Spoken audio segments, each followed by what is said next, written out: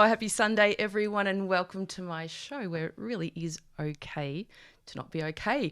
I'm Rae Bonney, a workplace mental health specialist, steadfastly dedicated to bringing much needed attention to men and boys' issues, especially around crisis and suicide prevention. In my spare time, I work in private counselling with almost anyone, and I don't mind taking the mic to speak about all things mental health, men, and being change. It's not every girl's dream job, but hey, remember, men also matter. The silly season has definitely arrived, and summer has been a little bit brr with its shorts, sleeves, and thong wearing. But oh well, looks like the sun is finally out, and let's hope it stays for a little while. Anyway, today, as always, I continue to unwrap one of the greatest gifts going around, and that is people. Layer by layer, we explore the thoughts, experiences, and achievements and challenges of ordinary people bound to inspire the best you. So turn up your radio. The time is just 3 minutes past 10. And we just heard from one of 3WBC's Italian favourites. That is the one and only Tony Fitolani with, you guessed it, The Italian Show. I didn't understand a bloody word of it, but the feels were pretty unmistakable. So I'm diving right in now with today's remarkable live on-air guest. Still getting used to this post-COVID, having people in the studio. It's so exciting. And it's my final one for 2023, so I've saved one of the best until last. Now, Michael Rae was thrust into solo dad life at the tender age of 51, and the experience opened his eyes to outdated gender expectations that ignited in him a dedication and commitment to advocate for equality and change for everyone. His commitment to parental fairness is fierce as it is inspiring, where he challenges the social norms and narratives to serve our positively evolving communities. And today I'm going to help Michael unpack how unhelpful gender roles are when it comes to raising kids, and how societal value on all parents and carers is so important. Welcome to the show, Michael. Yay! Finally got you in here. Welcome, Rae. Thanks for the opportunity. Now, if we had video here, we would see Michael wearing this extraordinary loud Christmas shirt. It's absolutely amazing. I'm going to get a photo of it before we leave the studio today and pop it up on the socials, because it's really quite remarkable. Where can people get one of these, Michael? Any quality internet purveyor of quality men's garments. I think the term would be resplendent. Resplendent, yes. Wearing. It requires sunglasses, actually. But is there a website you can point us to? I can't remember the name of the website, but it was off a Facebook website. I saw it and I thought, I have to have it. This is Christmas in a shirt. And evidently you've been banned from online shopping, is that correct? Yes, I have to be accompanied by a mature adult from this point forward, I've been told. I was going to say, was it Christmas wine shopping or, under the influence? Anyway, what does it feel like being you today? Oh, Rae, every day's great with me. Always happy to be here. There's a lovely saying I have: you do a treasure hunt on your life, and there's always something there to find. Well, I've not heard that, but I love it. I love it. It's, as we unpack your story today, there's many reasons why I guess, every day is special, and not that we always have to be happy. We have a kaleidoscope of emotions and feelings and responses to life. So I guess it's not about that, but really looking forward to digging in. Now, you and I, do you remember how we met? It would have been LinkedIn, I thought. It was LinkedIn, and I know that I'd been observing your work for quite some time, because you're a very enthusiastic social media participant, as I am, and sharing all of our thoughts and experiences. But it was August 15th, 2019, and you sent me a message saying, "Hey Rae, thanks so much for connecting. Have a great evening." So I've obviously connected with you. And I said, "Hi, Michael. I'm just reading your article about mother's love. It brought a tear to my eye. Thanks for connecting. Ha, I'm actually hanging out in Mallorca in Spain, avoiding Melbourne weather with my youngest son. He also sleeps in my bed at the age of 10. That's right. I remember that now, and we were going to catch up once you got back. That's right. And it really took me back, because I remember the exact moment. And and feeling very grateful to have been across the other side of the world. Little did we know what was going to befall us, in the ensuing months, being COVID. And then I was doing another little reflective piece because you're also the host of an online media outlet called The Informer. And I was having a look at some of the stuff on The Informer, and George Danikian, who is also a friend of this show, he was also a host on The Informer. Great man. Great man, fantastic man. If you're listening in, George, we really must catch up.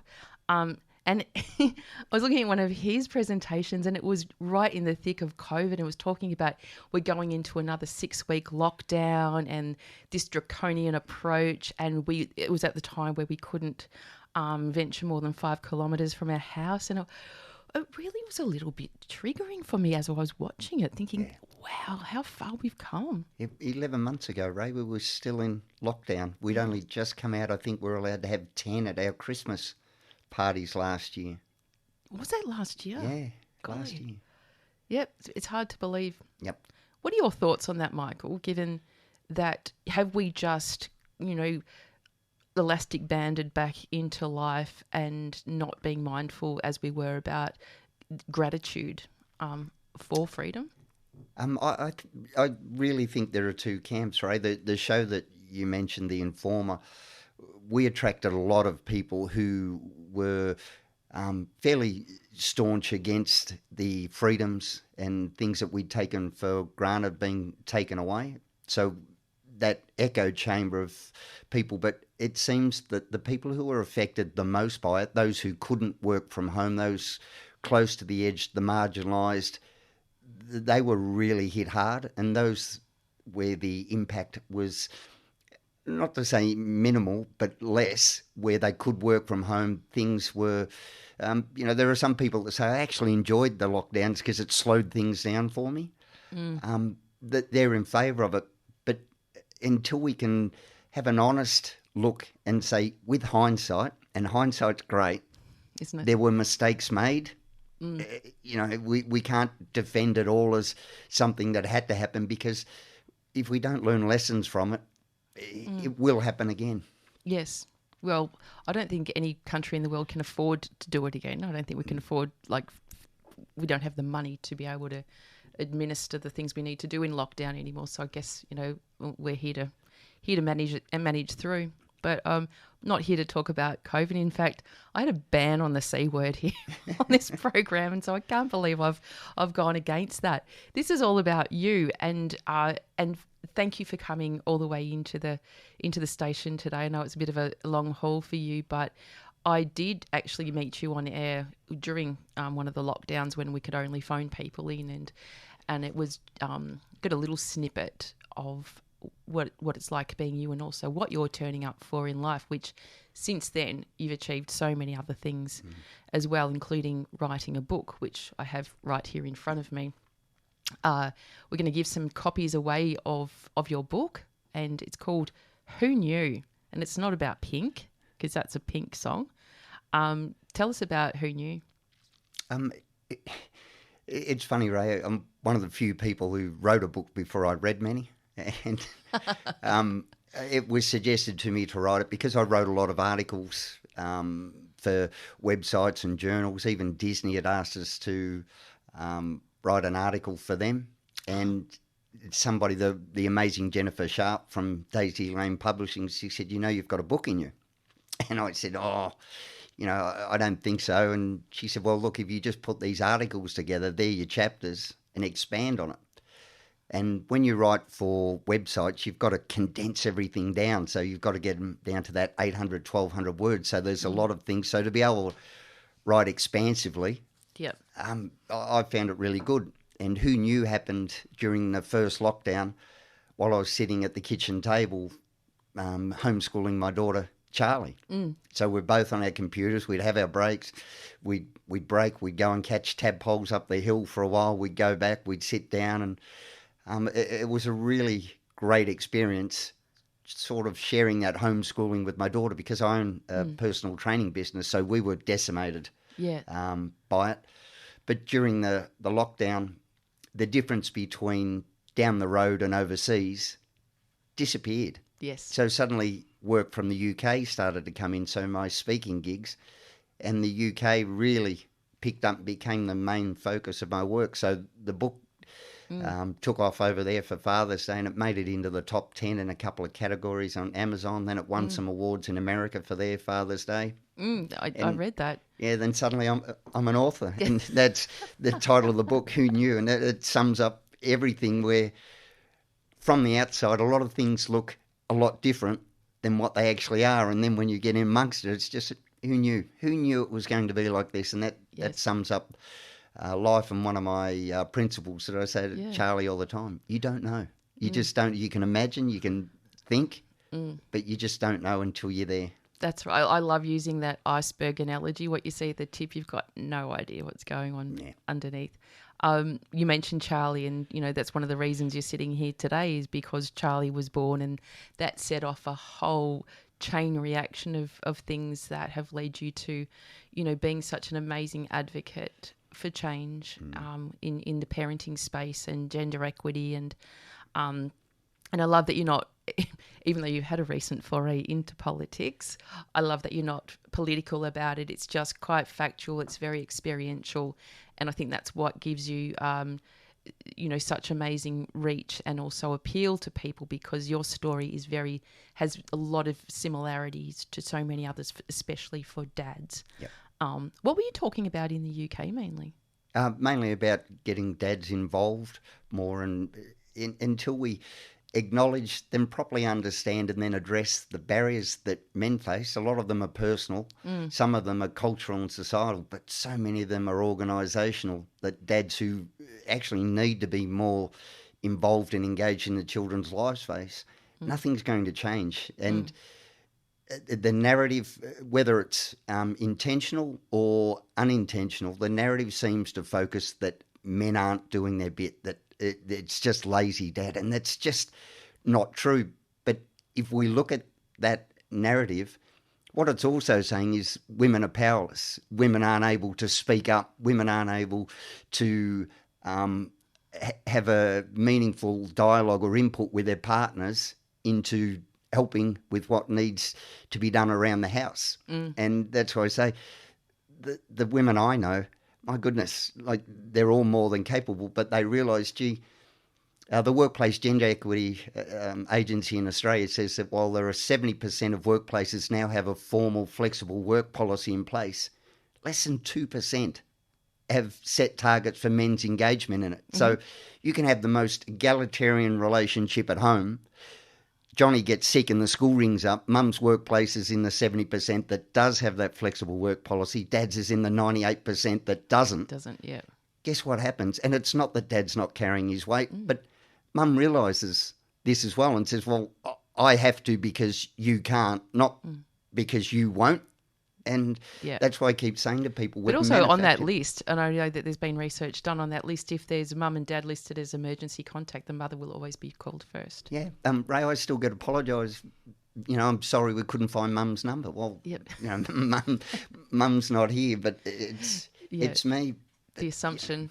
And so we just keep, and that's why I try to get across. It's not these single items that cause the problems. It's the snowball effect. It's a death by 1,000 cuts when they're all combined. Yes. That's what does the damage. But as you said, the narrative just continues and continues, and you'll see it. People just watch, all of the ads in January are all about lunch boxes for mum to prepare for when the kids return to school, which is like, number one, your kids should be making their own lunch, really. Bingo. Somebody said to me the other day in therapy, and it was a mother, and she said, I'm always saying to the kids, help me with the housework, help me with this, help me with that in the house, and no one helps me. And I go, well, why are they helping you? Doesn't everyone live there? Yeah. Why isn't it everyone's responsibility to pick things up? But if you continue with that approach, it's always going to be perceived that it's your job. Yep. So you've got to make that change. 100%, Rae. That's why I suggest to dads all of the time, sometimes what you don't do for your children is way more important than what you do for them. And it's that whole teach a man to fish or a kid to fish. Show them, don't tell them, show them.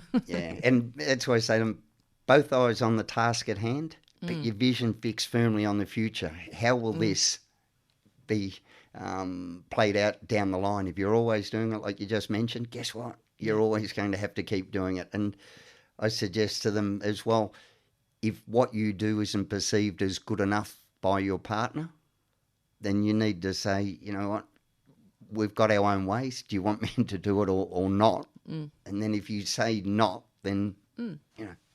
And you and I were talking on the phone the other night about, what defines a family these days, and it's anything. Yeah. We have really, I think we've so much stepped it up globally in our embracing of true diversity. And when we look at how families are now constructed, there's not nearly as much stigma as there used to be around what I call a deconstructed family. I've created one with, my children and their fathers and their extended families. And it's such a wonderful community that can get created in this diversity when you don't have the stigma attached to it. And I guess, you're going to talk a lot about that today. And listeners, if you're confused about what the hell we're even doing here and what we're going to be talking about today, because we have sort of gone around the traps a bit, there's a definite theme around parenting, but it's not about parenting advice. It's about Michael's experience of being a father and some of the challenge as being a solo dad, some of the challenges that society have thrown up to him that is so unnecessary that, if he wasn't the version of him, his daughter Charlie would have been more affected. Is that right? 100%, Rae. And also, if my situation and circumstances hadn't have changed to the point where I became 100% responsible for this little child, probably about 60% capable, 100% responsible though, I would have walked into just the standard thing. So I wasn't I hate the term woke, but I wasn't some new age awakened individual that just said, I'm going to change things up. I've looked and I've studied social and cultural inputs around parenting, and I don't think it's good enough. I would have just followed along the standard route of the breadwinner type model, without even thinking about it. But suddenly the world came crashing in, and it was just, gee, why am I like this? But I'm a big one, having come from a strength and conditioning background and working with some pretty elite level athletes and AFL strength and conditioning for Port Melbourne, which are Sydney Swans.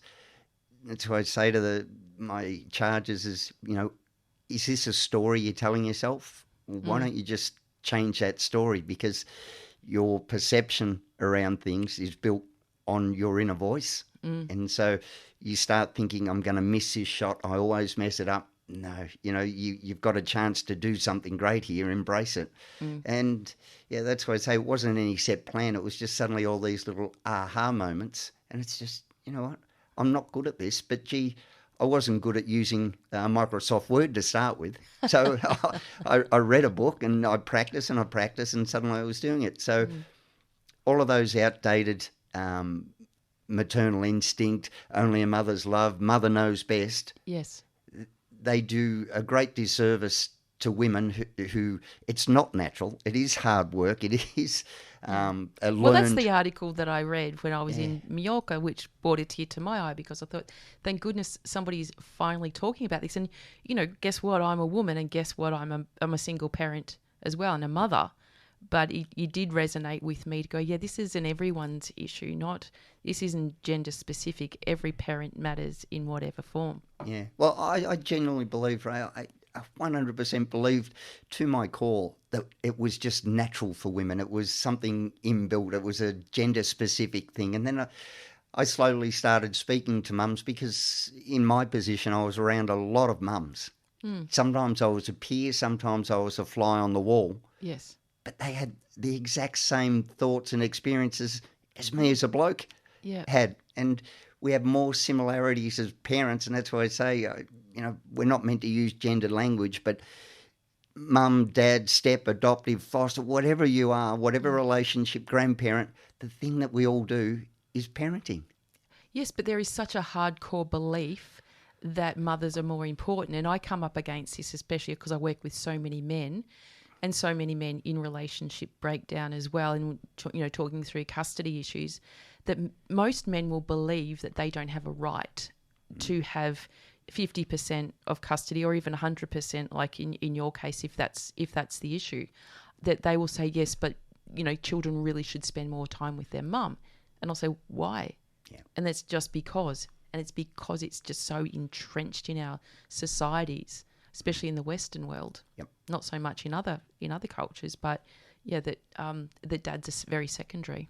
Yeah, I agree, Ray. And with the court case, I was in fear because I'd heard the stories. The courts are biased. You're gone, and that's one of the reasons why I celebrate every day, because I had that fear that I wasn't going to have that relationship with my daughter. But what I suggest to men is, don't be too upset about the court not giving you the opportunity to have what you had before the court with the 50-50. So the court basically wants the status quo to continue. So if mum did the majority of hands-on or lead parenting, then they want that to continue. So your opportunity is, before you go into court, to say to your boss, I need flexible work.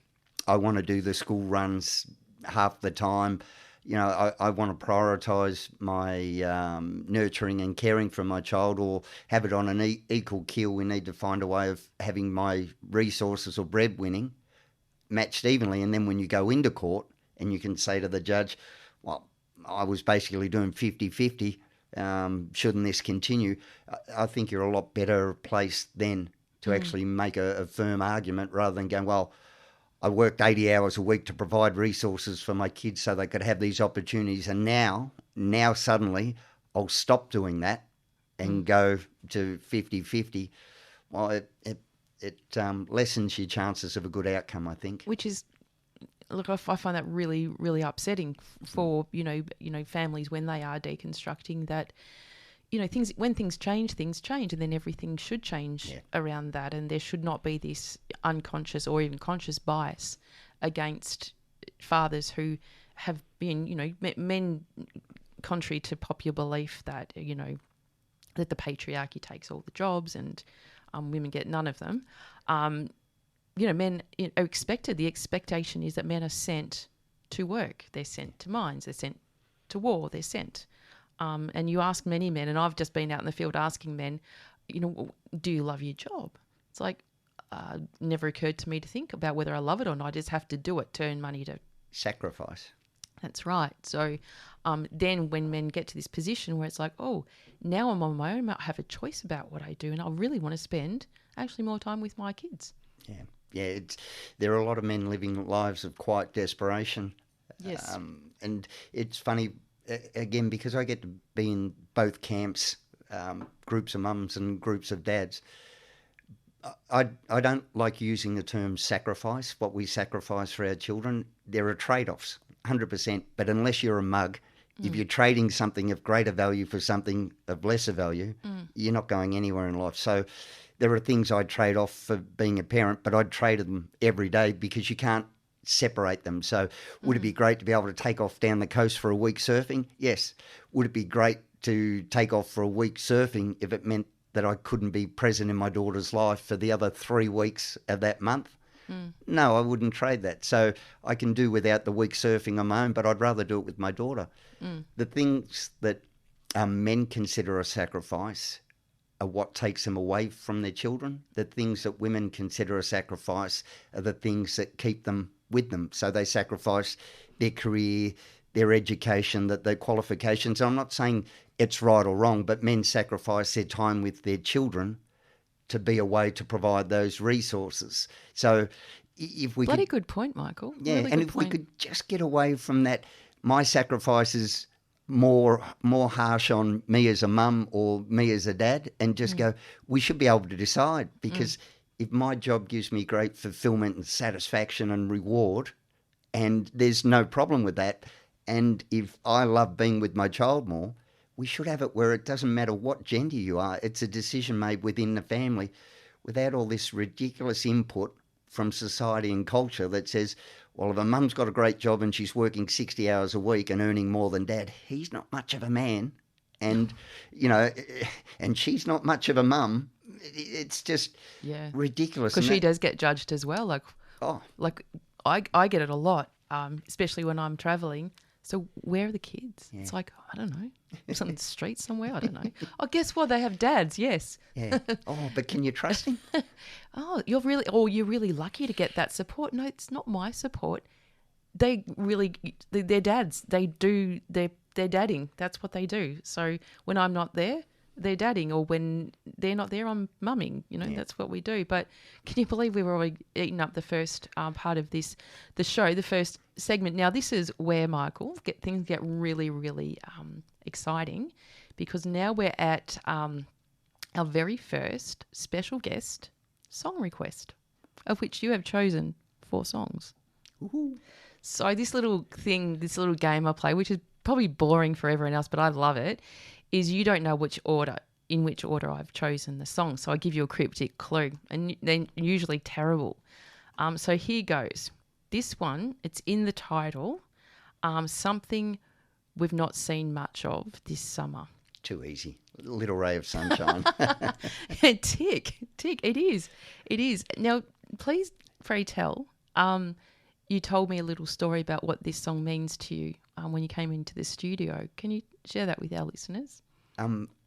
Without crying? Yeah, it's going to be a problem trying not to cry, Ray, and especially all over my bright Christmas shirt. I through a unfortunate incident, I found out I was pretty sick, a minor car accident, and I'd been run down for a while, but again, doing that ridiculous thing that some blokes do, where it's like, no, I got to work, and looking back again with that hindsight and a little bit of personal honesty, I knew there was something wrong, but didn't want to go and get checked. And going through the treatment was pretty harsh, and I used to listen to this song on the way to treatment to keep me going and realise what I had to go on for. There you go. And you got through it without crying. Yeah. He's already cried this morning, though, so my day's complete. So here it is. It's A Little Ray of Sunshine by Axiom. Yeah, and Billy Thorpe and Brian Catt and Glenn Shorrock from Little River. There you go. Yeah. So don't go away, people. When we come back, Michael is actually going to make sense of all this blah blah that we've had so far and tell us, his story. So stay tuned. You're listening to 94.1 FM. It's 3WBC. Don't go away. You're listening to 94.1 FM. It's 3WBC with Rae Bonney and Michael Rae. He's a solo dad, author, public speaker, blogger, MC and advocate for equality and change. What is it that you don't do, Michael? Take out the bins? No, I love taking out the bins. Sorry, Ray. I don't watch a lot of sport anymore, apart from combat. I love combat sports. Yeah. But I can't get my head around soccer, and I know if George Sneakin's looking, I'm going to get a lecture from this, but soccer just doesn't do it for me. Isn't it really called football? Because he would argue on that as well, say, no, it's the real football, he would say. Yeah, no, it's half of football. I think we just call it soccer here. Yeah. But in the world, it's real football. Yeah. So, now, have you found, in your work, before you kick on and tell us your story, and I'm only asking you this question because I sort of get it in the reverse. Are people more often supportive of the work that you're doing and your advocacy? Or do you get some kickback from, like, feminists or... Ray, it's funny. I get trolling from both genders. I get a lot of men who will tell me, oh, I think the term is cuck. You've got no balls. Women need to be doing so. And I get a lot of feminists, again, that say, you've had everything, and try and explain to them that, men are the solution to the problem of you guys not having the opportunities that you say that you don't have. I get a lot of women, you'll never understand what it's like to be a woman because a mother because you didn't carry it, and that's why I try and explain. I'd say to them, yeah, but you're right, I could never understand it, and I don't understand the mindset of any bloke that doesn't see his wife carry that child and give birth and isn't just amazed, in awe. And I had a real sense of guilt about, gee, I've gotten out of this, I'm getting all the rewards with my child, and I've gotten off pretty lightly seeing what she went through.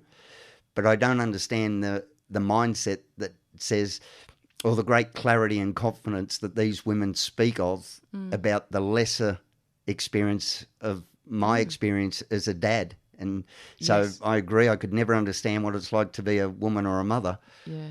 But please don't downplay my experience and my connection and my love and devotion to my child as a father, because you're not only having a dip at me, you're having a dip at step, adopt, foster, people who've achieved their families through surrogacy, grandparents, all of these, somehow that their love is of lesser value Yep. to that child. And it's just not. Everyone's experience is different, but you're also having a go at people who don't experience that connection to start with. So whether it be dads suffer perinatal mental health challenges as well as mums. So Well, actually, I was sitting with a client yesterday, and he was telling me his experience of undiagnosed postnatal depression, and it still goes very, very overlooked for men. And he almost died. Yeah. And when I say died, he almost killed himself because there was no, and there still is very little support for men who experience postnatal depression, and more than you could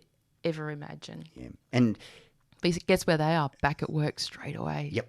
And that's what I'd say when we talk about missed opportunities caused by childbirth, dads get 2 weeks, 2 weeks at minimum pay. That shows how little our input is valued. Yes. 2 weeks at minimum pay, I think it's $814 a week.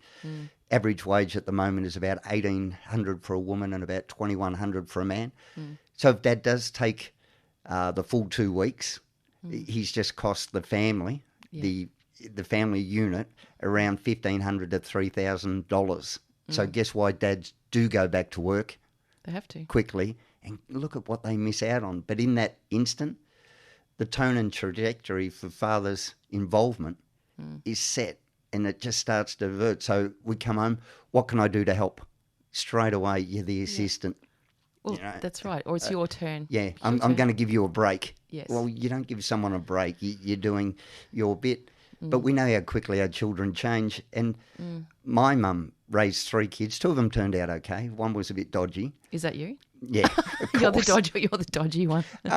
But my mum couldn't settle my daughter as well as what I could, because they change that quickly as well. What will work one week, suddenly, no, Mum, she likes to be held like this. No, she said, Mum, I'm telling you, please. Yes. And it's just time in role. It's not my maternal or parental instinct, because Mum had raised 3 kids. It's just the unique differences between all of our children and also our unique differences. We've all seen people that everyone thinks is funny, and we think, mate, really? You're not funny? That's because together, everything gels together. Well, let's rewind, shall we? Back at Box Hill Hospital, which is where all of my children were born as well. I think it was April 2000 November 2011. There you go. Not even the right month that Charlie was born. Yep. Tell us what happened.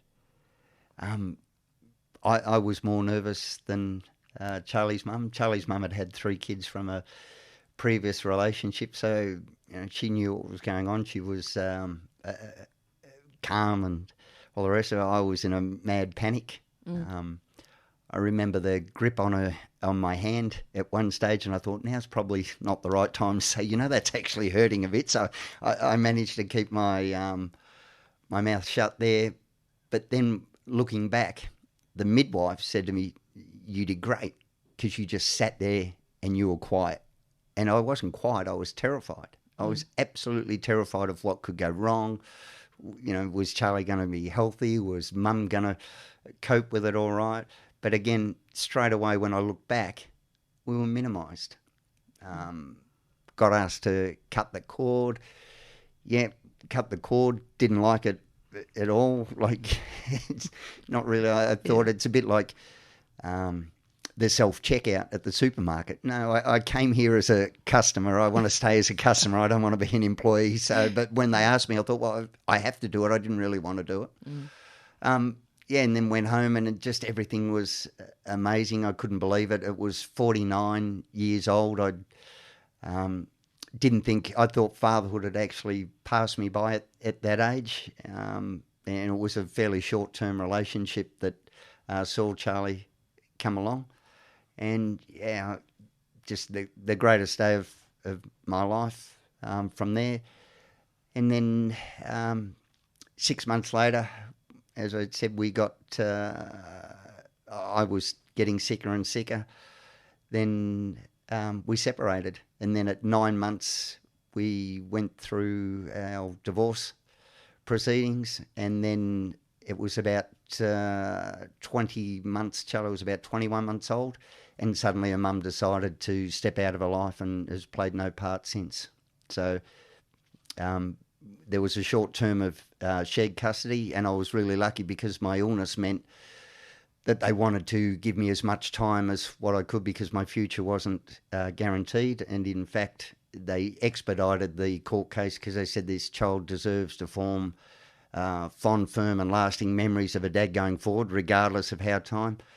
And the other side actually pushed for there's no use the child forming an attachment if dad's not going to be there. And the judge was one of the greatest judges of all times. He ripped shreds off them for that, and he ordered it straight away. No, and we'll start it now, leaving court straight away, 50-50. And going through radiation meant that I couldn't be around my daughter for 3 days afterwards because it leaches out. And so they even structured the treatment so that I would have treatment on Thursday night so that I could pick my daughter up Sunday afternoon and stay with her through till Wednesday. The doctors and the nurses at Royal Melbourne Hospital were fantastic because if I was running late to get there, I would ring them and they'd actually wait because they knew if I had it on Friday, I wouldn't be able to pick my daughter up for the 3 days because it was a fairly acrimonious thing and Mum wouldn't cooperate with her. No, it's Sunday pickup or it's nothing. And so they used to wait for me, and I used to listen to that little ray of sunshine on the way to the hospital thinking I've just got to get through this treatment and then lie around for a couple of days and then I'll have her on Sunday. And it was great. And I managed to rearrange my life so that I could work those days where I didn't have her and focus my time on her when I didn't. That's why I suggest to dads, it's not about the quantity of time that you have, it's about the quality. And don't beat yourself up about the time you're not with them. Celebrate the time that you are with them, and that's what gets you through. And yelling into the void about it's not fair, I should have more time and all that, that's all, we can agree on all that, but it won't change it. Don't spoil what you do have by worrying about what you don't have. That's a really good point. And one that comes up a lot in these discussions when relationships are breaking down and people are wanting their fair portion of custody time, whereas, as you said, working with what you've got is probably going to achieve a lot more than you could ever imagine. Yeah, and that's why I suggest people, Reggie, for so many days a week you can really focus on what you've got to focus on. And then for those times when you're with your child, you can just focus on your child. So clear the decks and just have the best time you can, because there's often a reverse association between quality and quantity. And, it's supply and demand. The less the supply is, the higher the cost and the value is. And so when the supply side problems hit, it's more valuable. Yeah. So thank goodness you're still with us. And thank you to modern medicine that enabled you to be here as well. And it sounds like you were really well cared for. Yeah, fantastic. And the compassion. And I remember at one point I struggled with it, went to some fairly dark places with it and thought, it's...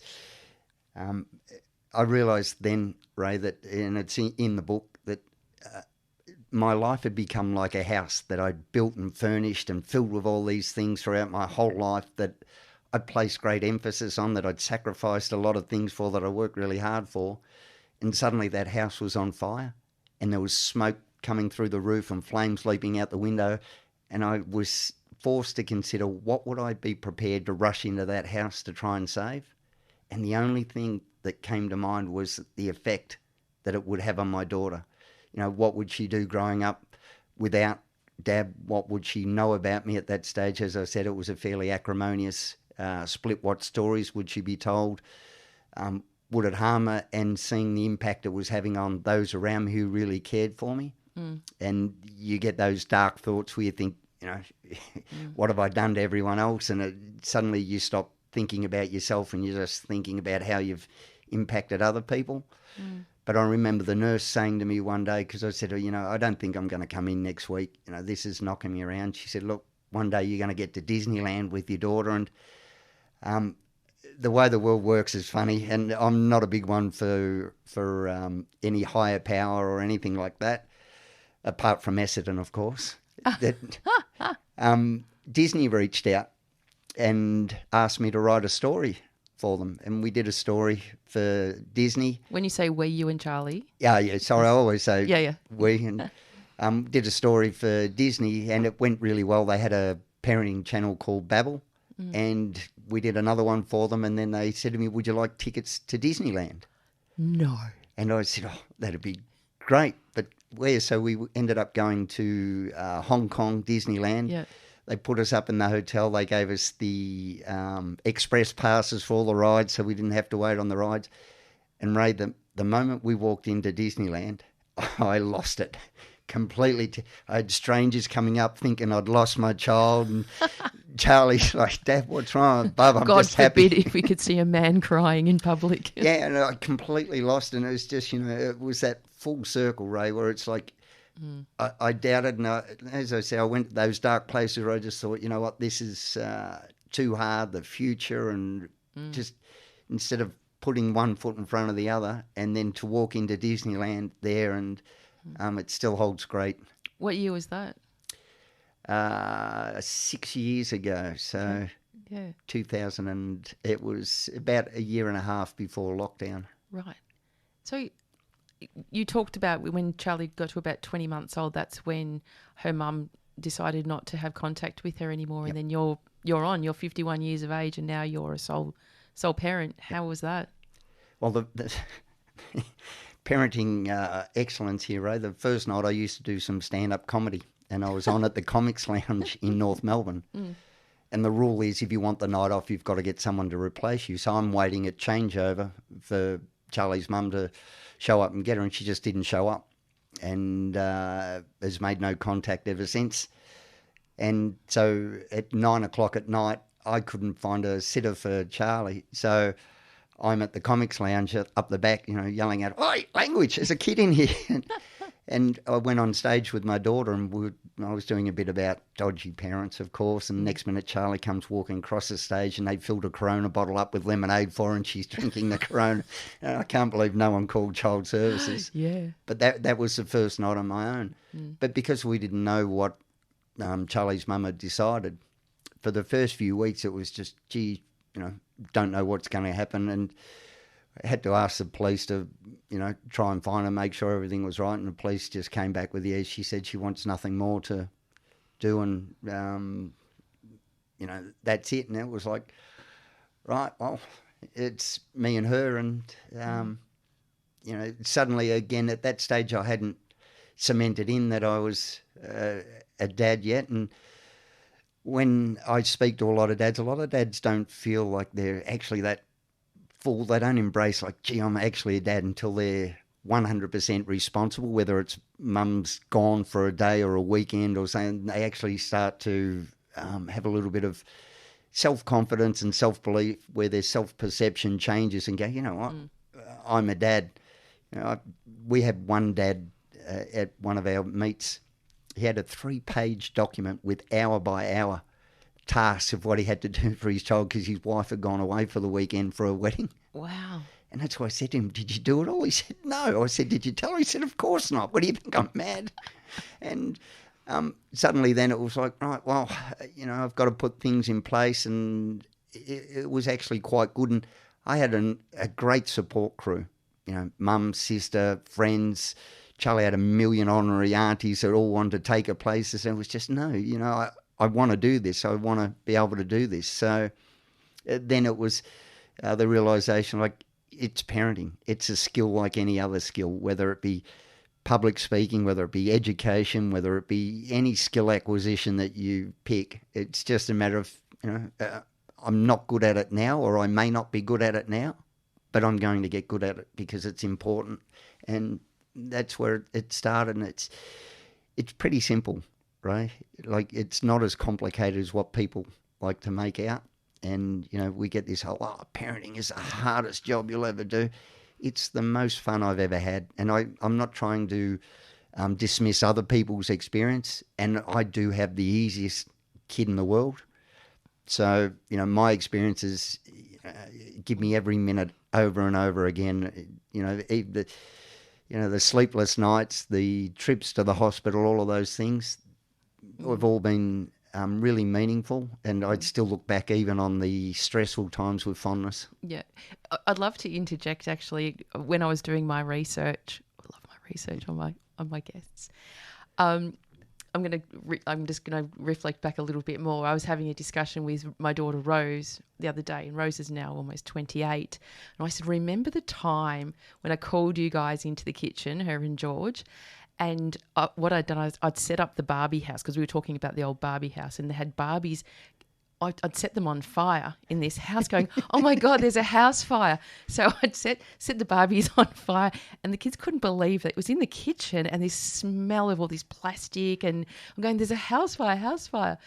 Anyway, then I'm looking at you on social media and memories that were coming up. You've done exactly the same thing with Barbies. Yeah. There was a few murder scenes I saw.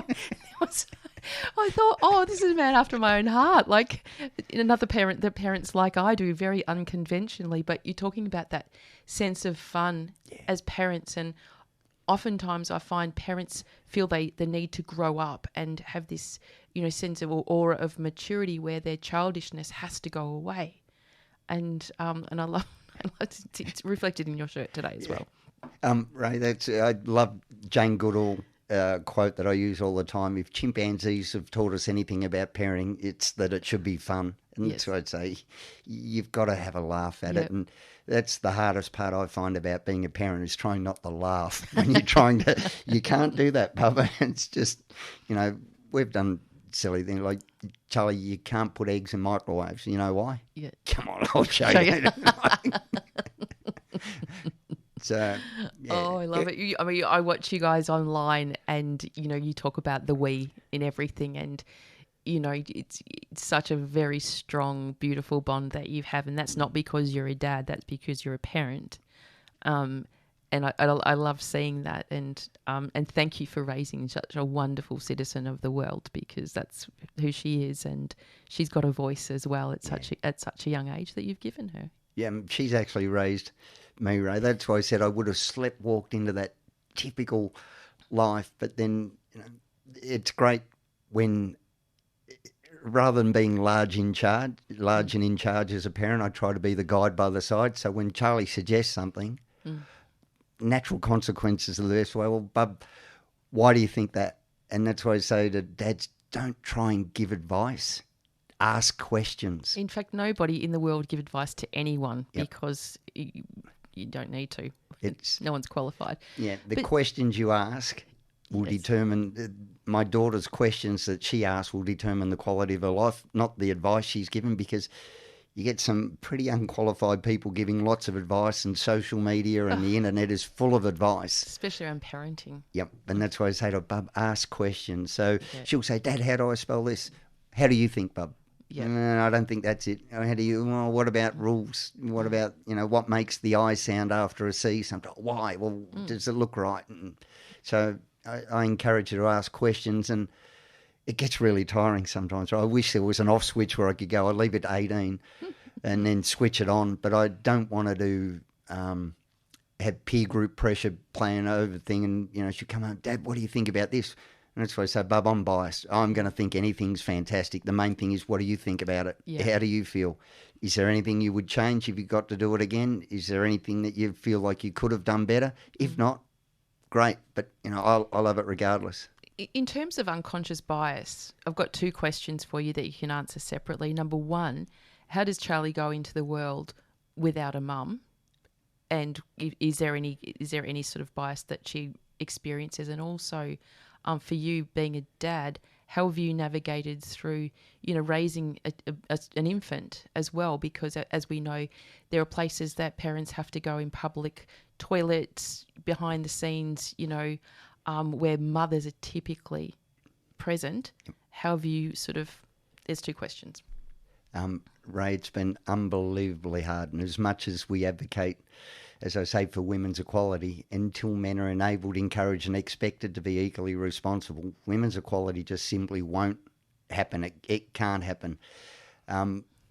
We've gone through and retrofitted syringe disposals in every toilet, and yet we haven't put change tables in male toilets. So the inference is dads are more likely to be diabetics or drug users than actually change a nappy. It wouldn't be bad. And people say, oh, there are parents' rooms.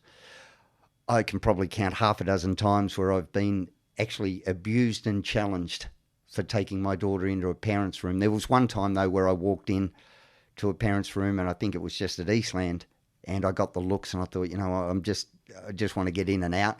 And it wasn't until the door slid closed that I realised I'd actually gone in with Charlie, because she wasn't with me that day. So I walked out fairly quickly and that. But, I've had mothers, go, what are you doing in here? Well, my daughter needs to go to the toilet. Well, this is a parent's room, and it's, well, yeah, and guess what I am? I'm a parent. Well, I'm breastfeeding. It's great, and you've got every right to breastfeed wherever you want. There's only one place where I can bring my daughter to go to the toilet. Yeah. Oh, well, I shouldn't have to cover up. No, you're right. You shouldn't. So, but I would say to them, there's a curtain there if you're uncomfortable. Why should I have to do that? And that's why I say there's that battleground between dads and mums a lot of the times, and it just makes life harder for everyone. Doesn't promote one or the other. It doesn't degrade one or the other. It just makes it hard and uncomfortable. Mm. There was the incident at the ballet school where I was banned from assisting my daughter backstage at the ballet concert because I was a male. So, what for what reason? Because I was a male. What was it inferring? That's the thing, Ray. And one of my pet hates is the casual ease at which people can accuse you of probably the most reprehensible characteristic of all times. That you could be a predator. Really? I still feel bad when I have to have my bags checked when I walk out of Kmart, because it's like, really, you're saying I'm a crook? Yes. But I've actually had friends say to me, we did an article about co-sleeping, and I had friends say to me, oh, do you want to put in that you're co-sleeping with your daughter? And really, why? Oh, you know what people are like? I'm saying, yeah, but you're one of those people now. Oh, no. And I'm just saying, I said, my daughter climbs into my bed, and I'm that tired that it's, Bub, go back to your bed. But I also don't want my daughter to think when she's 16, gee, I'm at a party, something's gone wrong. The last thing I want to do is wake Dad up and call him to come and get me. So if she needs to come into my bed, that's fine. Yeah. But with the ballet concert, all the way through the 3-year-old ballet, fine. 4-year-old ballet concert, the information pack comes out. We expect mothers to be available for the full 3-hour dress rehearsal. There's a mummy and me ticket offer. Mothers need to ensure that the ballet bun is done this and the lipstick is this shade. And, of course, there are no males allowed in the backstage area. So we had the meeting before the concert, and I went through it, and so I put my hand up. And well, it says no males, but I have to be. And then, why is that? I said, well, I'm a parent. I've been here for 2 years. I was at last year's concert. Well, you shouldn't have been. Yeah, but I was. Well, what are we going to do? And then they said, well, if you bring her to the backstage door, we'll look after her. I said, well, no, that's not right. And then it was, well, Michael, you need to understand it's not about you. Isn't it? It's about the other girls. And I said, well, no, you need to understand you're right. It's not about me. It's about my daughter. And they said, well, does she have a nan or an aunt? All of those. But I'm her parent. Now the other mums spoke up on my side. 2 years of sitting in the hallway while your kids do ballet, you become good friends. Yeah. Used to do some of the other girls' ballet buns for the mums who couldn't quite master it. And they go, oh, no, it's because the little girls will be uncomfortable with a male back there. And I said, well, there are 2 boys in the class. Are they uncomfortable with all of the mums here? And they said, oh, it's a child protection. I said, well, I have my working with children check. I'm a qualified swim teacher. So, again, you need to tell me why this is happening. The mums said, well, if Michael's not allowed backstage, we're not happy and we're not going to participate either. So they said, right, well, we'll have a meeting. Luckily, one of the mums was a friend of Susie O'Brien's, a Herald Sun journalist. They rang her up. She rang me up. she said, would you mind if I rang the school? I said, no, go ahead, Susie. And then I rang the Equal Opportunities, the Sex Discrimination Commissioner, Kate Jenkins, at that stage. She said, Michael, it's against the law. They can't do it. Quote them this. Yes. So waiting for the meeting, but then it came out in the media. Susie O'Brien did it, and the school did a no-comment interview. And that's why I said, this was when we were having our marriage equality debate. Yeah. So we were up to our rainbow socks in marriage equality. Wow. So suddenly they had the prospect of 2 mums, 2 dads, again, the wonderful diversity of contemporary parenthood, and they did a no-comment interview rather than going, great, because of the advancements we've made and the recognition that families come in all shapes and sizes, we're going to scrap this, and they could have been heroes. Instead, they dug their heels in, did a no-comment interview, and Kate Jenkins got in. It made all of them major news. BBC in London got on it. So it was fair to say when I walked back in, I was a little bit sort of sheepish. Hi. Yeah. And they've gone, right, well, we've overturned it, but next year there's going to be no parents backstage. And that's why I said, that's fine, but can you imagine the impact it would have had? Because this meeting happened in front of my daughter. And Yeah. when we walked out of the ballet school, she said, Dad, can't you be at the concert? And I said, no, Bub, I'll be there. Don't worry about it. I'll be there. Yeah. But could you imagine my daughter sitting backstage at that concert, looking around and going, with a parent, with a parent, with a parent, with a parent, and here I am on my own. But also needing the emotional and physical support as well. Like, she could have been terrified. Yeah. And so it's funny, isn't it? They cited child protection issue, and that would have left my child without a parent by her side. Yeah. So how is it child protection when my child's the only one not being protected by their own parent? And it was just ridiculous, Ray. What did they think I was going to do? Every child with a parent. But we're so wedded to this idea that, all men are potential predators. In fact, I was at one of my favourite events of the year the other day, the Monash Men's Shed Christmas Lunch, of where I've been an honorary member there for the last almost 10 years. And we were talking about how in Victoria, men's sheds were born in Victoria. Yep. And now there's men's sheds all over the world, which is, very proud to know that. But there's more men's sheds here in Victoria than there are McDonald's outlets, right? And somebody said, well, where are they? Okay, we can't see them. Where do you find them? Well, they're all hidden away because dare you build a men's shed anywhere near a school or anywhere where children go, because the assumption is that old men, in particular men with disability, will be predators. Yep. It's just like, wow, we have such a long way to go. Ray, it really does get you. I was an examiner for Royal Life Saving Society, so trained lifeguards and looked after children. If I see a child at a shopping centre now who are with lifeguarding, you group people, so they belong there, if I see a child without a parent, I'm actually hesitant to go up and say, you lost, who are you with? In case I'm accused of something. So I'll actually send my daughter up. I'll say, Charlie, this kid over here looks like they're lost. Can you go ask them where they are? And then I think, am I sending... We had the police turn up and knock on our door at, I won't say the hotel, but a beachside hotel, because my daughter and I booked a room and it was a single bed and wanted to know what was going on, and because the staff had called and I wasn't too happy and said, none of your business, where's mum?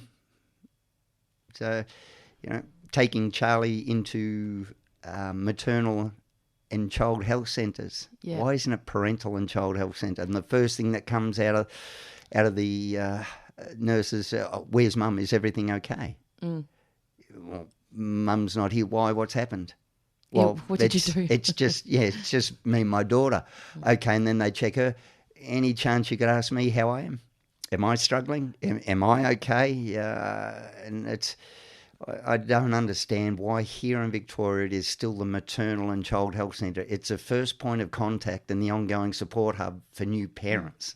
Well, I pub tested that question to my network since we spoke about that the other day, and the response was kind of like, you can't see my face on radio, but it was like really quizzical, like, yeah, like why? Like, why is this a thing? Why has it always been called the maternal? Because we just see the term and we just accept that, but we don't see the exclusion of men in that. And you know, I don't know if you have the data, but I know that I've seen it before. The amount of men that are primary carers of children and also carers of, you know, parents Yep. or people in disability, you know, disabled family members is really high. Well, really high. funny you mentioned stats there, Ray. At Oh, the you like a moment, stat, don't you? at the moment, 1 in 5 single-parent households are now fathers, and they are the fastest-growing family demographic in Australia is single-father households, estimated to increase 40 to 65% by the 2041 census. And again, Why is that? I think a lot of it is that men are actually going, you know what, there's more to life, we're embracing it. Women's equality, women are entering the workforce a little bit more, and we're starting to get rid of some of those outdated gender expectations where what used to happen my big thing at the moment is tying boys as tightly to fatherhood as what girls are tied to motherhood. And when I speak to dads, did you always want to be a dad? No, but it wasn't a burning, but I knew I would be, right? What did you do? Well, I wanted to make sure I had a good job, a good house, so all of those things that actually lock you in to keeping you away from your child as much as you can, whereas a lot of women actually go into the workforce. Their workplaces provide flexibility for when they become mothers. A lot of women go into teaching because they think this will be a great job because when I become a parent, I'll be able to continue caring. Well, now that's sort of swapping a little bit. And I always laugh when they talk about the lowering childbirth rate because women it's too hard for women. And that's why I say you need to speak to some of the guys I speak to, and they see it also that fatherhood might not be for them because their rights are taken away. They look at the problems that separation can have, and they actually like their possessions, their career, and some of the material things as well, and think, you know, maybe fatherhood's not for me. And that's what I say, unless it's a unplanned pregnancy, there's two people involved in this decision. So to say, no, women are choosing not to have children because, you know, it's hard for women. It's not just women that are choosing not to do it. Oh, in my space, you know, the potential for men in terms of just relationships to begin with can be really, really overwhelming and terrifying with, you know, so many false allegations of paternity, rape, you know, violence against women, which there's so many, you know, false allegations of that, you know, once that charge has been made and it's, you know, deemed to be false, the mud's stuck by then. And, you know, and then, you know, getting into relationships and having to deconstruct them and losing custody of children or access to children is just, it's too much. Yeah, it's and too much. that's what I'd say. And it's a reality. It's not a furphy. It's an actual reality. We've gone 10 minutes into the overtime, Michael, which is fine because this show is pretty fast and loose. You know, we like it like that. But we will go to a break. When we come back, I'd love you to answer that question, the other question, which is how Charlie navigates the world without a mum, and does she sort of get, you know, feedback around things that she finds, you know, difficult or confronting. So we are up to our very special guest second song request, and the corresponding cryptic clue is actually the same as the first one, but it applies this time to the artist. So the first cryptic clue was something we've not seen much of this summer. Oh, it's too easy again, Ray. It's got to be KC and the Sunshine Band. Oh, I'm getting really good at this, aren't I? Yeah. So, guys, when we come back, we are going to ask that question again on behalf of Charlie. Is Charlie tuning in today? No, but she'll get hold of it somehow, Ray. Yeah, for sure. I torture her with it. When you do get the recording, Charlie, big shout out to you, and thank you for all the work that you do in supporting your dad, in supporting others. So that's really cool. So what does this mean to you, KC and the Sunshine Band? That's the way. My daughter says it's some sort of abuse for her to have to listen to this old music. So I'm a big Motown and disco fan. So it's just we play Spotify in the car, and she gets to choose one song and I get to choose another, and So the more disco and the more Barry White and Temptations, the better. Oh, here we go. It's Casey and the Sunshine Band. That's the way. Don't go away. We'll be right. Oh, welcome back. You're listening to 94.1 FM. It's 3WBC, and you're with Rae Bonney and Michael Rae. I mean, that's a lot of Rays, isn't it, Michael? Yes, mine's spelt properly, Ray. Mine has a Y instead of an E. Well, for those of you who actually have just tuned in, Michael Rae, amongst many other things, is a fierce advocate for gender equality, particularly in relation to parenting. Do you know how many people that I'll send them an email? Hi, it's Rae. My sign off is Rae Bonney, RaeBonney. They'll go, hi Bonnie, spelled Bonnie. And then they'll assume my name is Bonnie Rae. It's spelled with a Y. So it's like, it's in front of you. What? I still haven't worked it. I think it's something psychological that people... I get called Ray a lot do as you? well, Bonnie, so they reverse it as well. Oh, dear. Well, there was something I wanted to ask on air, and this has nothing to do with what we're talking about today. A little bit because we're in an interview, but really something that really grinds my gears, and that's when somebody asks you a question and then tries to answer it 10 times. So they say, hey, Michael, where did you get your shirt from? And then they'll go, did you get it here? Did you get it there? Was it online? Was it in a shop? And you're going, can you just shut up and let me answer the question? Do you come across that? Yeah, frequently, especially with the informer as well, Ray, when you ask a question and they don't give you the answer, and especially with politicians. Okay. Especially when they get, look, what I will say is, well, yeah, but I didn't ask you about that. Yeah. What I'm asking is this. Look, what I can definitely categorically say, and let me be clear about this, and it's just all filler and no answer, and it's just, please, yes or no. Well, it's not that simple. Yes. Well, it is. It is. Yeah, Just give me the answer. Yes or no. Well, no, it's not that simple. It depends. Yeah. So that's politicians for you. So back to this question on behalf of Charlie, what's the lens like for her being, a child with a single parent who's a father? Rael was terrified in the beginning of how it would affect her, again, because we didn't know why her mum had stepped out of her life. And the last thing that I wanted for her to think is that it had something to do with her. A lot of times children will make everything about them. My parents broke up. What did I do? This happened. What was my part in it? So, when I was hypersensitive, kids like, where's your mum? Where's your mum? Where's your mum? And she would say to me, Dad, where is mum? I said, Bub, look, I don't know. I've got no idea. Age appropriate. Responses, but never a lie and never anything that will have to displace to put in the next answer. So, but just don't know. She might come back, she might not, but we're okay, aren't we? And she would, yeah, Dad, we're okay. And a lot of the times we would go out, and my daughter's got way better fashion sense than me, as you can tell by my shirt. Not hard. And she'd go, oh, hasn't Mummy made you look nice today? And she'd say, well, no, Dad did. Oh, really? Isn't Dad wonderful? And so it's like I'd cured cancer because I can do a French braid. And or you must be gay. Yeah. And, does Daddy have a partner? What's his name? And it's... Oh. No, but she's really aware of the outdated gender things as well. We were in the supermarket a little while ago, and I did a post about it, and she said, Dad, why are there no boys on any of the packets? I thought, oh, gee, I don't know. Yeah.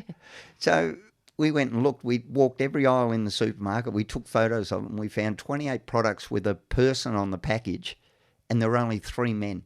Wow. Mr. Muscle, Mr. Sheen, and a really cool-looking dad on an organic nappy with dreadlocks, like way cooler than I could ever be. All the rest were women. Everything from laundry powder, dishwashing soap, baby products, cake mixes, all women. Wow. And so that's what it said at 8 years, I think she was 8 years old then. She's being told that if it's domestic duties, it's her domain. Yeah. And that's why I said all of these things.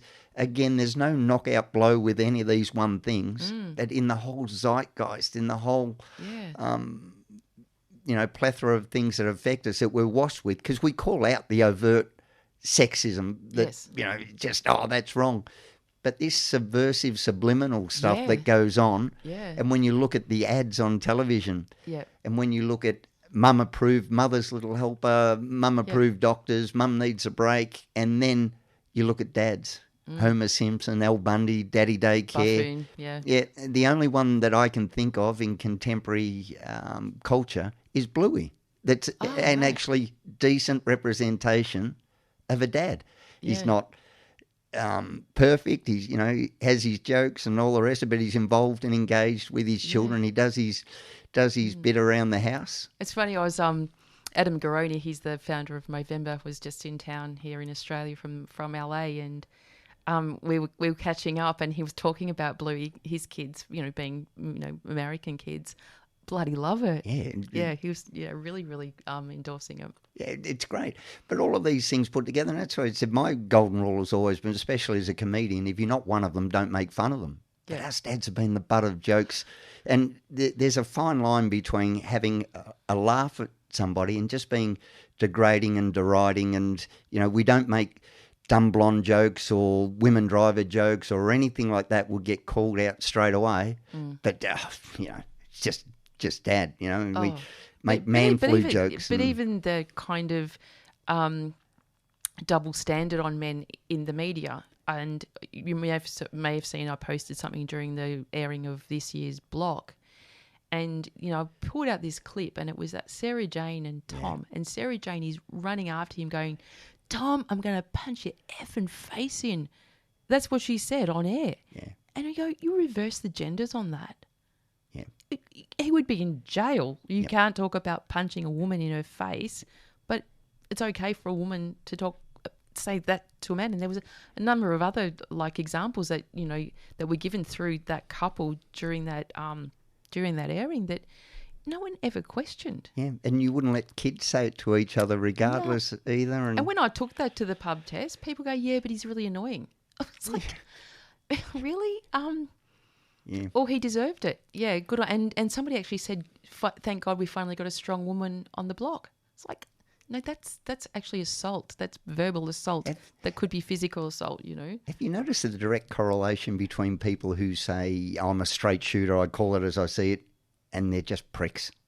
Like, you're not a straight shooter that calls it, you're just a prick. I'm just mean to people, Yeah, regardless of the gender, but just, oh, no.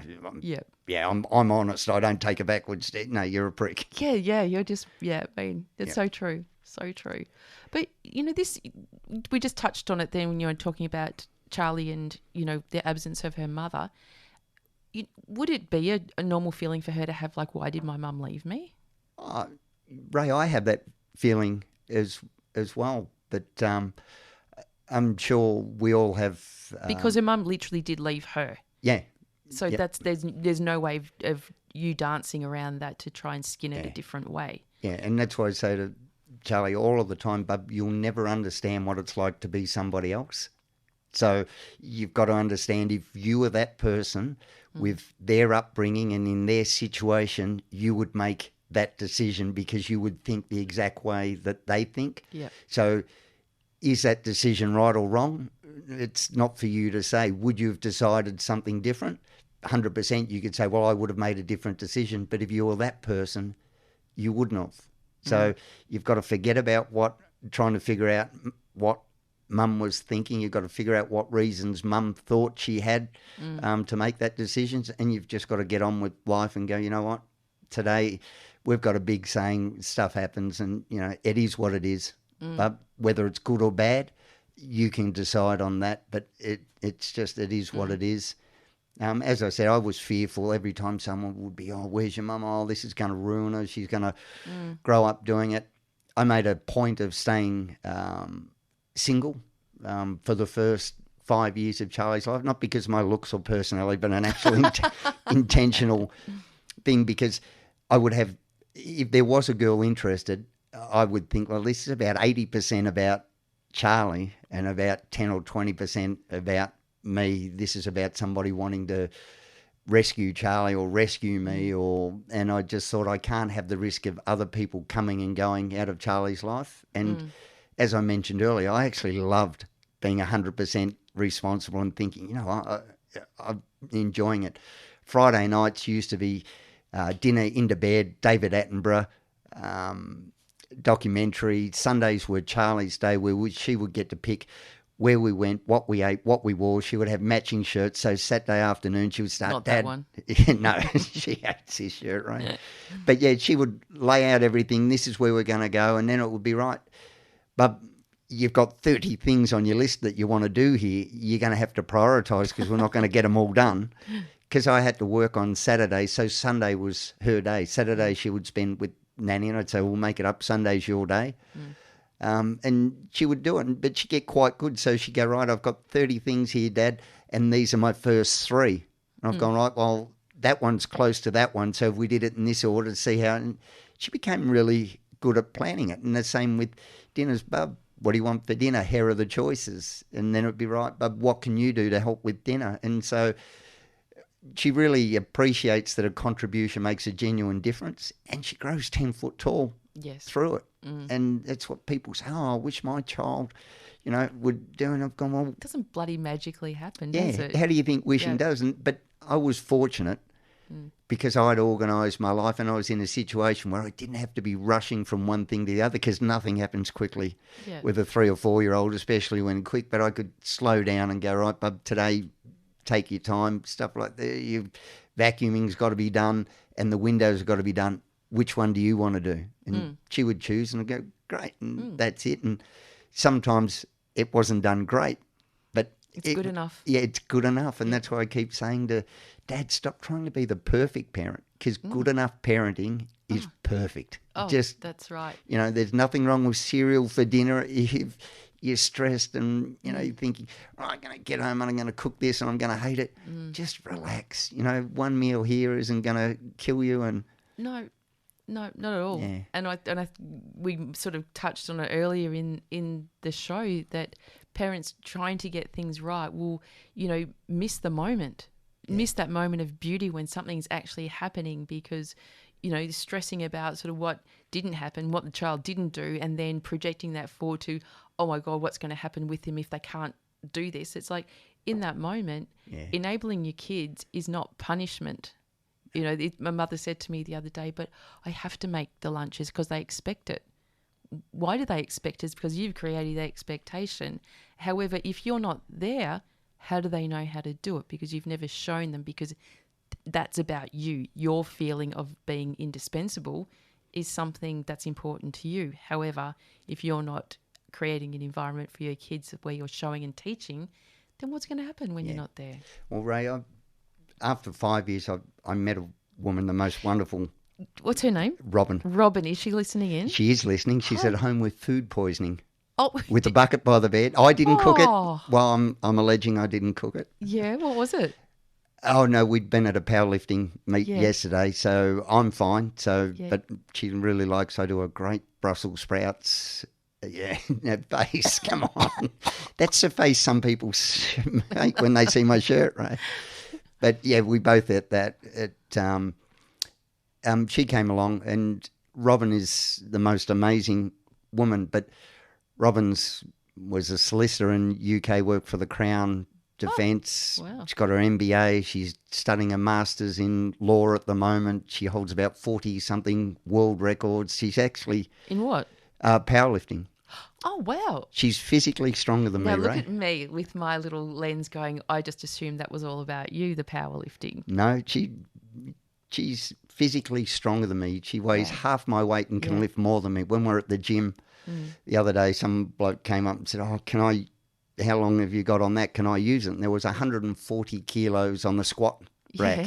And I said, mate, I'm not using it. She is. And he just laughed. I said, no. And Robin gets in and does her squats, and he said, oh, gee, I might go and use something else now. I'm embarrassed. Oh. But Robin had lost her daughter at 4 years old in a car accident. And when I found out, we'd met through powerlifting. I was the MC at the powerlifting comp. Oh. And when somebody said to me, I thought, you know what? This girl is a great girl to be around my daughter. Yeah. So I put them together. We went to the Royal Show, and to see the two of them together and the way he hit it off, I'm walking around the Royal Show in tears behind them, thinking what she'd lost and how good. So we stayed friends, and Robin says she pursued me, but I actually chased her, and we're getting married in February now, February the 26th. Oh my God, that is so exciting. Yeah. So Charlie now claims she's 1/16th South African because Robin's South African. So it's great for Charlie. But yeah, and until Robin came along, I couldn't have people in and out of Charlie's life. And again, because I didn't want Charlie to think that didn't do it. But yeah, it's just life's great for the two of them now. But I don't think Charlie missed it all. Charlie's actually written her own book as well. I'll send you a copy. I think that's on your website, Yeah, isn't it? called A Step in the Right Direction. Yeah, when did she write that? She wrote it in the second lockdown after I wrote mine, because she looked through the animal world because she's mad for animals. Yes. And she said, Dad, foxes, penguins, seahorses, all of these other animals, dads do the majority of the caring. Yeah. Why is it so funny? I said, well, there you go, Bub, there's a book in it. So we sat down, and there's a great website that does rhyming words. So you can put in one word and it'll spit out 50 choices for rhyming. I said, well, there you go, Bub. I didn't know that. I love good rhyming. Yeah. And Getting up. I'm just gone off mic for a bit because I'm just picking up the copy of yeah, so she realised, and that's why I'd say to pull her up every now and again, because she'll go, oh, Dad, I beat the boy. And I've gone, well, why does that matter? Like, boys aren't the yardstick that you should be measuring against. And one of the things I find frustrating in the whole equality zeitgeist is they actually reinforce gender. Oh, she's a great female leader. No, she's a great leader. Great leader, yeah. And we'll figure out she's female on her own, but she's not a great leader because of her gender or despite her gender. She's a great leader because of her leadership. Yeah. You know, and this whole, pale, male, stale, really? So you've just slandered three characteristics in one. You know, he's a goose because he's a goose, not because he's a bloke. And even the whole toxic masculinity. He doesn't have a problem with his masculinity. He has a problem with his values and character. That's right. Masculinity is masculinity. How it is toxic is beyond me, because feminine, like being feminine, that can't be toxic, evidently. But and the other one that, you know, the most masculine, manly, virile thing you can do as a bloke is to sire children, is to get all those women. But somehow, if you want nothing more than to stay home, care and nourish and nurture those children, you've got such a good feminine side. Well, nobody wants anything to do with you either. I remember great man Warren Farrell, who does a lot of great work in the men's space.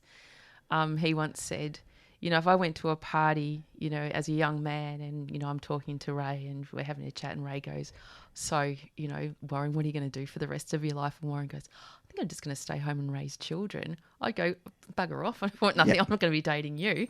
I'll just go on to somebody who's going to have a career and, you know, the money and the strength and the power. That's what I want. Yep. But actually, speaking of leaders, I'm really hoping to have on the show next month, or maybe the month after, because I might take January off, is a wonderful female leader, Lynn Radford. She's the CEO of Chobani here in Australia. They're a client of mine, and they're an amazing organisation who really does do workplace mental health extraordinarily well. But I remember sitting down with Lynn, and Lynn is an incredible CEO, but she says how much it shits her when people come and talk to her about being a female leader. Yeah. And she said, I'm not just a leader, I'm a great leader. And in fact, she was, you know, she came from a sales background in, you know, FMCG, where she's knocking around with a lot of blokes. She goes, I learned just about everything I know from blokes. But, you know, I'm just a really good leader. I take offence when people single me out to say, can you talk to my daughter about being a leader? Because I want you to inspire her. It's like, well, I'm going to inspire anyone because I am me. You know? I love Serena Williams when she pulled up the reporter, and he said, you know, do you think you're the greatest female tennis player of all time, one of the greatest female sports people of all time? She said, why would I just think female? Yeah. Show me someone else that has my record. Yeah. And it's great. And one of the problems that I also have when people, she's a great role model for young girls. I've gone, she's also a great role model for young boys, not because of her gender, but because of her achievements. Look at what she's done. And I'm a firm believer in you can't be what you can't see. But I also like to tack onto that, and you won't accept what you don't expect. So for boys to be able to go, "Yeah, she's a great leader, blah, blah, blah." So my wife could be that great leader. And for women to go, "Geez, a great dad, a great carer, a great nurturer." My husband should be that as well, rather than just, well, men aren't that great. So we need to stop siloing everything and making everything about gender. And apart from non-binary, it's a 50-50 chance that, that person is going to be a bloke or a girl, a bloke or a woman. So is it a correlation, a causative effect, or is it just, why don't we go, oh, people with blue eyes? Yeah. It's just, and I honestly believe as well that sometimes because women are doubted a little bit more, or they do have some hurdles to get over, that it's actually like being match fit, so that their talent and skill comes from being doubted and having to push a little bit harder. Well, that's right. It comes down to the individual, and my question, what does it feel like being you today? Really, that's designed around just making it so simple is what it feels like for me now as me. Doesn't matter what gender I am, the environment's affecting me. We've got to get away from trying to work out or trying to influence or trying to change things that don't really need changing. A lot of the times, Rae, I think we've gone backwards. We see I hate the term resilience is thrown around, but we see our kids struggling a lot more now. And I think what we've done is we've tried to soften the world to make it easier for our kids. And what we've done is we've softened our kids as well. And that's why I say to Charlie all the time, Bub, there's going to be, I've used it before, and there's going to be pricks in the world. They're going to say stuff, but those pricks don't matter. So rather than trying to get rid of all the nastiness in the world, we've got to start telling the kids, they're going to be there, and you just got to let it wash over you and go. How you show that, as you're raising your kids, showing them how to manage conflict, for example. Parents that don't fight in front of their kids. It's like, do it. It's how you do it. That's, how you're showing them how to resolve it is the important thing. You need to do it. Or men don't cry in front of their kids. I don't like to see my kids to see me crying. Why not? Yeah. Why not? Because it's a natural function as far as I know. But we're racing towards 12, where 12 o'clock, Paula Hogg's coming in. She does a wonderful lazy Sunday afternoon of great music. But this book, who knew? We haven't even gotten to talking about that yet. I've got a copy. I've got a signed copy. And Michael has also kindly brought in another few copies as well, which he'll sign. So he'd love to give away a couple of copies on air. So I'm just thinking of a way that we can organise that. Perhaps if anyone, whoever's listening in, I know there are people listening in, but perhaps you have a question for Michael that you could text through to me on, got your pen? 0409 508 429. Text through a question that we can ask Michael on air, and he in return will give you a copy of Who Knew, which is The Gift of Clarity Through Crisis Helped Michael Discover Contemporary Fatherhood. Now, I know it's received awards. I think that favourite book in America or something. Yeah. What else? Well, it made it into the top 10 in fatherhood, single parenting, and some other category as well. Maggie Dent wrote the foreword for me. Yep. So, yeah, or just, again, Rae, I've never considered myself an author, but it just seemed to... What do you think people could get out of this book? Because it's not just for dads, is it? No, and we look through the stats, and I think it's about 82% have been bought by women. And I think women are buying it for their husbands. Fatherhood books don't sell that well typically because we don't ask for directions. The last thing we're going to do is buy a how-to book with parenting type stuff on it. It's basically just my story and some of the realizations. It's what I think it was Eleanor Roosevelt said, if we all just learn off our own mistakes, it'd take forever. Hopefully people can learn from mine and get some headway. Yep. And that's what it's mainly about. It's just some of the ridiculous stuff. And when you see it written there's some stats in there about parenting and outcomes that are just so blatant. There's a big black hole when it comes to research. My first semester of developmental psychology, I went off to study it because I thought, I can't be getting it wrong. And that's why I say now that I know how this stuff actually works, the nuts and bolts of it, Yeah. every mistake that I was making, and I was making them, I knew they were mistakes at the time. Or are they learnings? Yeah, they learned, but I wouldn't have changed anything now. Apart from, as I said, I knew when I was wrong, when I raised my voice and things like that, I would shut down her upstairs brain and go into lizard mode, the downstairs brain, and nothing was going to get in. But I wouldn't have changed anything. So all of the expertise in the world, all of the book smarts, it's just common sense. Yeah. It just really is. It's just about respect, and it's more. They say sense ain't common, though. Yeah. Is that right? Well, we've got the first question here. It's from Mark Brown. Mark Brown at Southbank, all the way from Southbank, Melbourne, beautiful part of the world. Oh, now you might, I don't know if you want to answer this question. It's a little confronting. He said, Michael, have you considered if Charlie's mum reappeared, what you would do?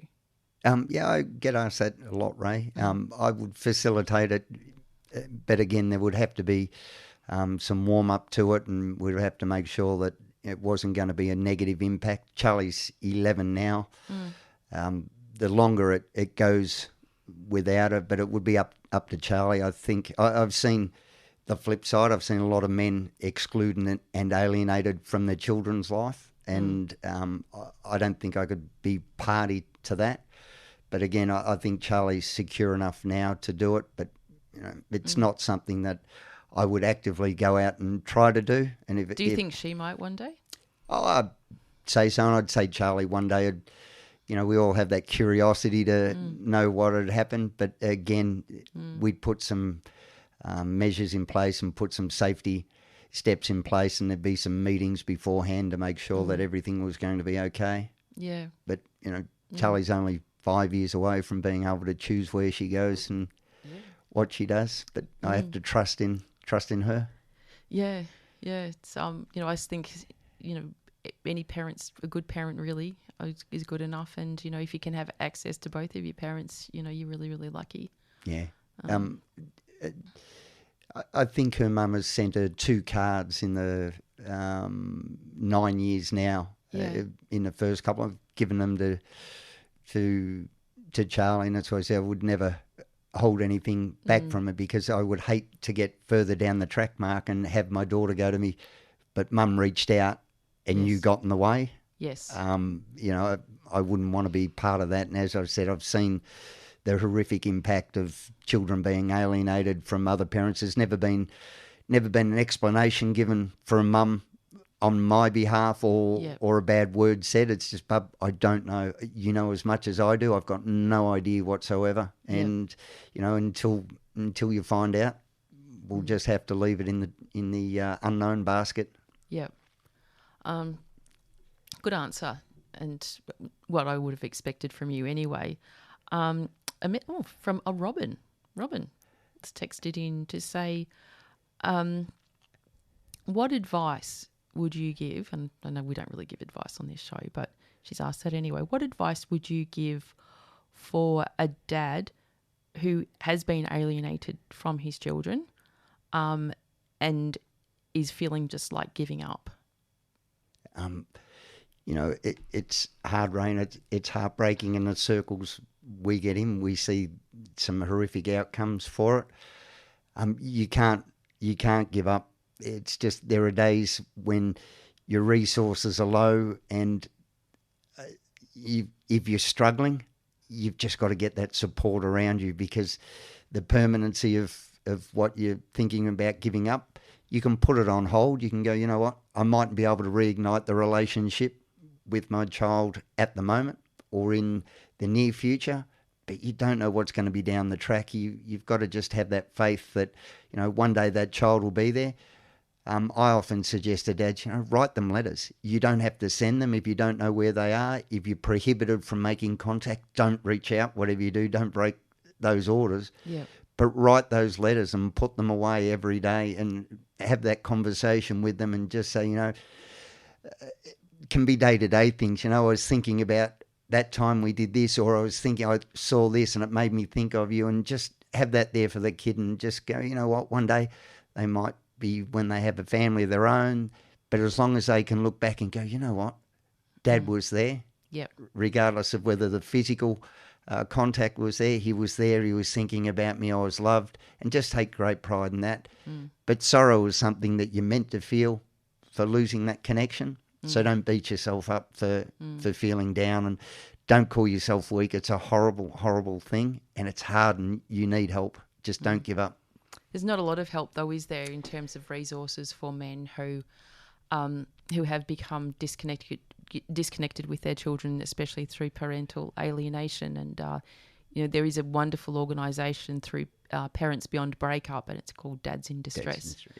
In fact, the CEO of Dads in Distress, Gillian Hunt, she's our new president on the board of the Australian Men's Health Forum, which I'm so thrilled about. I've been the only female board member for a very long time. So I'm so thrilled to have Gillian aboard, and also because she's representing this amazing organisation that truly is a life-saving service for men who are grieving, like, in so much pain without not being able to see their children.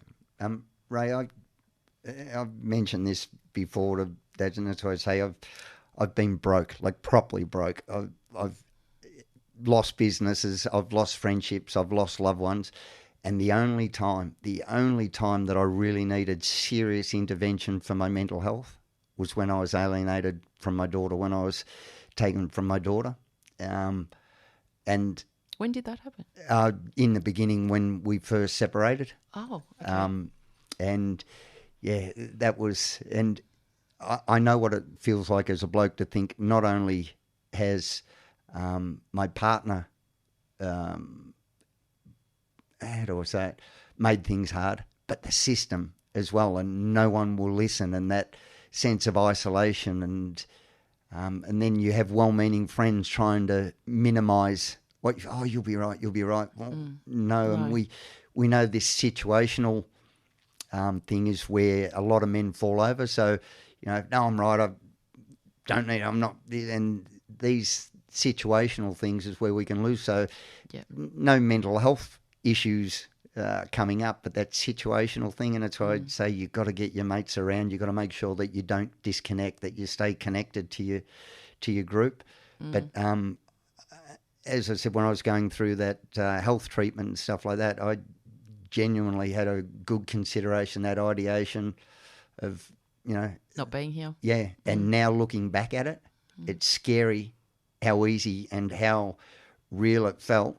And looking from where I am now to where I was then, I live in fear for so many men that are going through it, and just think, it's just so easy for that split second and gone. So, please, Robin, keep him connected, keep him hopeful, and realise. She's actually asked you to send the book to him, this guy. Cool. Just on that, as well as, Michael's talking about his experience. If any of the discussions that we've had today have sort of brought up uncomfortable feelings for you, help is there. Give Lifeline a go. That's 131114. Suicide callback service. They will call you back, so you don't need to spend money on a call. 1300 659 467, and that's the same for Lifeline as well. Emergency services is 000. So if you're worried about somebody, and if somebody actually suggests to you that they might want to end their life, 000 is great, because that's an emergency. Don't second guess it. Don't think, they're probably not going to do it. It doesn't matter. If you lose that friend forever, that's fine, but you could be saving a life. Yep. Really, really important. When somebody's telling you something, believe them. Simply. We've missed the last break, so we might just hurtle forward to end the show. We've still got about another 12 minutes though. This is a particular time of year, whatever you call it, Christmas, the festive season, the silly season. We have to be very respectful of, different cultures. But one thing I find, Michael, is that people aren't very mindful about is how we approach people at Christmas. We, like that iceberg that we were talking about before, you've got no idea what people are experiencing. You don't know what's going on underneath what you're seeing. And just hear it all the time. What are your plans for Christmas? Have you done your shopping yet? They're automatic things that we're just asking people at this time of the year. Could you please not? please understand that you absolutely do not know how that's triggering somebody or how that's affecting them. So other ways that we can open conversations at this time of the year are things like, how do you feel about this time of the year? Is a good one. What would you say? I always say to people, how are you coping? Work on, work off, time off, family, not family. Yeah. What are you going to do on your days when you're not with them? Yeah. And I'd suggest to dads as well, those times when you're not with kids, don't lock yourself away. Don't, go into the dark room, not doing anything like that. But the thing I would say about this, and this is something else that's really, really been on my agenda this year to talk to people about, and that is when somebody tells you something, that's a time again to believe them. So for me, for example, I live with a lot of social anxiety. Take me to work, put me in front of a million people to speak. I'm so happy, and to socialise after those events, I'm so happy I'm talking about the stuff that really means something to me. Put me in a social setting where there's small talk, and I'm not really, really happy. So I swap my nights for mornings. So I love in the morning, I take my dog out to the park, I see people, other dogs, I have a chat. At night time, I don't want to be out. I'm not a fan of being around alcohol. I don't like the small talk. I don't like driving at night. It makes me really anxious. But people persist in telling me that I need to. Yeah. You should not be at home by yourself. You should be out. You should be socialising. One person said to me, I'm going to push you out of your comfort zone and make you go. And I said, you're not. You're actually not going to do that at all, because I'm fine. I actually love being at home at night. If one of the kids are there, I'm happy. If the dog's there, I'm by myself. I'm not alone. I've got so much stuff to do. So please do not assume what I need. And so what I'm saying to you, if somebody does want to lock themselves away at Christmas Day because that's where they're safe and that's where they're in less pain, that's fine. But just checking in to say, tell me about that. Yeah. Good point. Because it's what we don't want. I don't want you to be alone on Christmas. That's about me. That's not about you. Yeah. Yeah. And the other thing I suggest to dads as well is, the 2-week overseas holiday and all this stuff that you want to, and the Instagrammable parenting and all the rest of it. To me, the magic actually lies in the ordinary, the everyday, the moments between the moments. The 10 minutes on the end of the bed at night before they go to sleep, just chatting about anything, the conversations in the car, as I said, Charlie and I play Spotify Wars. She picks the music that annoys me the most, and then I do the same, and I sing it loud and sing it proud. But those moments between the moments, I think, pay a compounding interest that build up over time. So rather than going, stressing out, my child couldn't have this toy and that toy and this toy, none of it matters. It's that connection and that love and that laughter and the arm around the shoulder when you're walking down the street, the hours lost looking in the rock pools for crabs and starfish and all of those and things. Finding nothing. Yeah, but having that moment. Yep. It happened to me yesterday afternoon because I'd been rushing around all day, doing stuff, and Rory was with me, and he was having a little rest on the couch, just playing some. I don't even know if it's an Xbox or a PlayStation. That's how little attention I pay. But anyway, I just thought, slow down. I just went in and just sat on the couch and just put my arms around him. He just laid on my chest. Yeah. He's a 14-year-old boy, and continued playing and just didn't say anything. Yep. Just had that little moment, went, Yeah. And off we went again. Yep. It's I'm so lucky that I've got this little girl. I call her a barnacle sometimes. I don't know why we pay for 2 seats at the movies, because she's in my lap every time, and I love every minute, but there's not a moment that it doesn't happen where I'm not, how good is this? And I just, that connection, that distance, once you have it locked in and it's normal. Yep. But that's why I suggest to dads, it's never too late to be exactly the dad that you want to be, that your child needs. So it doesn't matter whether they're, kids, teens, grown-ups, or whatever. I suggest to them, decide what sort of dad you want to be, and then just be it. Be that. I had this guy asking me yesterday, when I see my child, should I take him here? Should I do that? What should I do? I went, how about you just be you? Yeah. He said, well, what do you mean by that? I said, your child needs you, the version of you. but you are telling me that you're not good enough, or you need to be doing more that's outside of who you are. And that child will sense the inauthenticity and feel afraid and not feel safe if you're not turning up just being dad. Yep, 100%. Be It's that. authenticity and that genuine. Well, my daughter knows all of my hates and doesn't care about them. It's just, okay, Bub, we'll do that. And I say to Charlie all the time, I say, Bub, I don't have to understand it. I've just got to know about it. So if it's important to you, that's all I've got to know. So you don't have to convince me that it's right or that it's wrong. You've just got to say, Dad, this is important to me. And then that's enough to be important to me, how I feel about it. Do you have an example, a recent example of that? Her music drives me mad, Right. Ray. But we had a deal where she wanted to play music, and I said, Bub, your piano, if you start, you've got to finish it. Well, she just played piano at a school concert. And she was going off the piano. Oh, but Dad, and I said, Bub, we had an agreement. He said, you start. And she's going, I want to play the guitar. I said, Bub, finish the piano for the school year, and then we'll look at guitar. But we had a deal. So if I make a deal with you, would you be upset? She said, no. But then she just played the piano at a school concert and did so well. And now all of a sudden the piano's good again. Because she got the feedback. Yeah. And I said, Bub, see now, are you doing the piano because other people liked you doing the piano, or because you like doing the piano? Because if you're doing it because other people like it, I don't think you should do that. So it's got to be about you. So she came to me a little bit later and she said, I think you're right. She said, I think I did it because other people Did you go, I told you so, Charlie? I wanted to. And I even wanted to give her a finger point as well, but I resisted. When she listens to this back, she'll go, oh, right, I'm so glad. Yeah. And But Charlie, I look forward to seeing you playing both the piano and a guitar as well. yeah, as long as she doesn't do recorder, right? Do you know what? Again, we are so aligned because I've always had a rule in my house, no recorder. Even when it's introduced at school, you leave it at school. You don't bring it into my house or play it. It has no merit whatsoever apart from to annoy parents. It is the worst noise. Apart from the piano accordion, that's pretty terrible as well. Really? You like the piano accordion? I grew up in an Italian household, so we had... At least it's not the bagpipes. No, I agree with. But yeah, the recorder, you're never going to make any money. No.